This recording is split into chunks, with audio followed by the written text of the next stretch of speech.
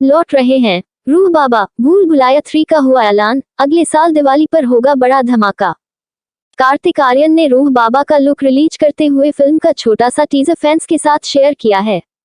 Teaser की शुरुआत होती है मंजूलिका की पायल की छन छन से और बैकग्राउंड में दिखता है वही दरवाजा जिस पर रूह बाबा ने ताला लगाया है, जिससे मंजूलिका की आत्मा बाहर न निकल सके। आपको पायल की वो छन छन याद है?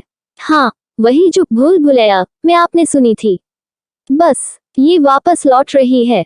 आपने सही पढ़ा। कार्तिक आर्यन ने फैंस को धमाकेदार सरप्राइज देते हुए भूल भुलैया 3 की अनाउंसमेंट कर डाली है। रूह बाबा और मंजूलिका का कनेक्शन एक बार फिर ऑडियंस को गुदगुदाने वाला है। पर पिछली दोनों बारी से इस बार फिल्म में जो हॉरर दिखेगा वो अद्भुत होगा। ऐसा हमारा नहीं बल्कि हमारे रूह बाबा का कहना है। कार्तिक ने की घोषणा। कार्तिक आर्यन ने रूह बाबा का लुक रिलीज करते हुए फिल्म का छोटा सा टीजर फैंस के साथ शेयर किया है।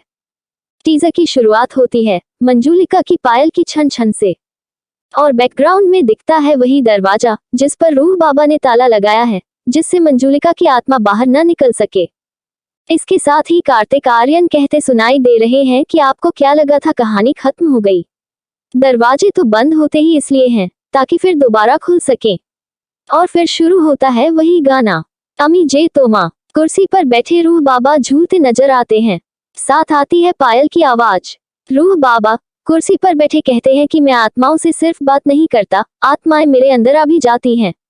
और फिर जो रूह बाबा हंसी हंसते हैं वह काफी डरावनी दिखती है। नीले आंखें और उसमें व्हाइट लाइट काफी डरावना लगता है।